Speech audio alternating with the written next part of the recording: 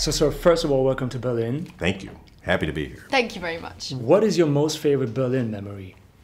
We came here for Spy, when I was promoting Spy, and I just had a lot of fun with Jason Statham and Melissa McCarthy. Favorite Berlin memory when I went, got like 4 memories.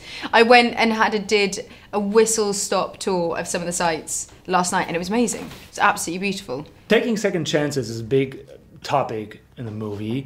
So is there a second chance that you got one day, maybe back then, and you're still very thankful for? Yeah, I mean, honestly, probably the biggest second chance I got was when I directed the movie Bridesmaids, because I'd had a few movies that I'd done that weren't successful, and you get put in what's called movie jail in Hollywood, which means they just won't let you make another movie. And so I was directing a lot of really great TV, but just missed doing movies. It's what I've always wanted to do my whole life. And it was when Judd Apatow called me up, my old friend Judd, and said, hey, you know, we've got this movie, you know, about this wedding, and I know you love working with female characters. And so I ended up doing that film and just had the greatest time, and it was a hit, and so now I get to make movies. So I feel that really was a second chance. I really got out of movie jail on that one. What is your most beautiful Christmas gift you received last year?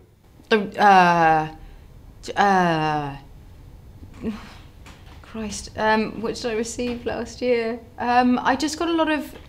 I lost my dad and I got a lot of really beautiful pictures of him. And that's definitely, like, in beautiful frames and all of that. So I think that's probably my favourite gift from last year. Do you remember your funniest or maybe your worst Christmas present you received last year? Last year? I don't know if I got I don't think I got a bad one last year. I haven't gotten a bad one in a while, but my grandmother was famous for giving really terrible presents. Oh my God, don't tell me socks. No, I wish. Socks would at least have some purpose. She would find something that was really stupid and then give it to you and then tell you for a half hour how hard it was to get it and how miserable her life was trying to get you this present. It's like, I didn't even want this thing, and now I feel guilty that you got. She got me one time. She got me this thing. It was you put it around your neck, and it was like a tray. And so when they cut your hair, the hair wouldn't fall on you. It was like, wow. Yeah. I was like, well, thanks. I don't cut my own hair, so I don't know why I need this. And now I got to hear how hard it was to get that. So yeah, that was probably about the worst one I got. Let's talk about your character, Kate. She's very clumsy. When was the last time you destroyed something that belonged maybe to one of your best friends? Ooh, it's been a while, because I'm now much more careful as a human being. But the last time that I did something like Kate would have done, I think I was really getting into I was having a gossip with one of my best girlfriends, and we had I just poured us both a really hot cup of tea, and we were really getting into it, and the cup just fell from my hands and all over her cashmere jumper. Ooh. So that was recently. So yeah, that was recently. Oh gosh, no, but I had something terrible happen once. I was riding my bike. I decided to take this big long bike ride when I was like in my late teens, and was riding through this park and just having a great time. And I see off to the side, there's a woman with a little cage, and so I think she had nursed a squirrel back to health, and she was letting it go.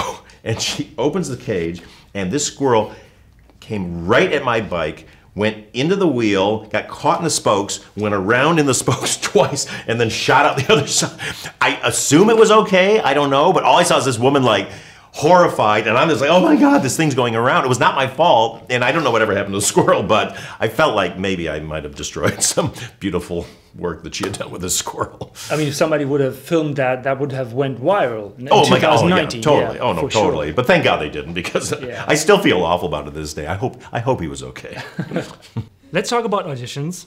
Yeah. When I was a kid, I used to act too, but I hated auditions. It was always so traumatizing, and I hated the situation. Yeah. So now I'm on the other side. Yes. Nice. I mean, I heard one audition story where you had to do the chicken dance. Oh yeah, no one made me do that. That was all me.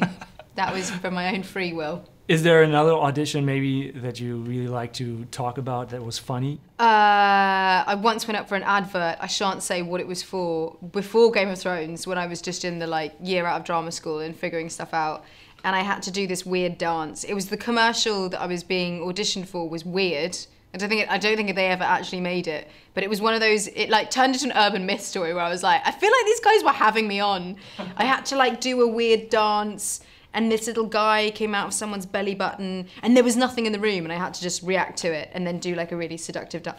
Christ, yeah, it's terrible, awful. I mean, if somebody recorded it and it has it on tape, I want to see it. Yeah, I don't. I really don't. I put my all into that. Yeah.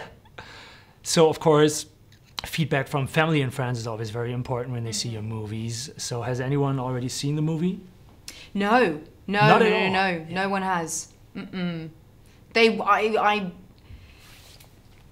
No one's ever said anything I've done has been terrible, even if it has been. So I'm pretty sure I'm in safe hands regardless of what anyone thinks. But I can definitely tell when people really like it from when they're just like, oh my God, my mate was in a thing, well done.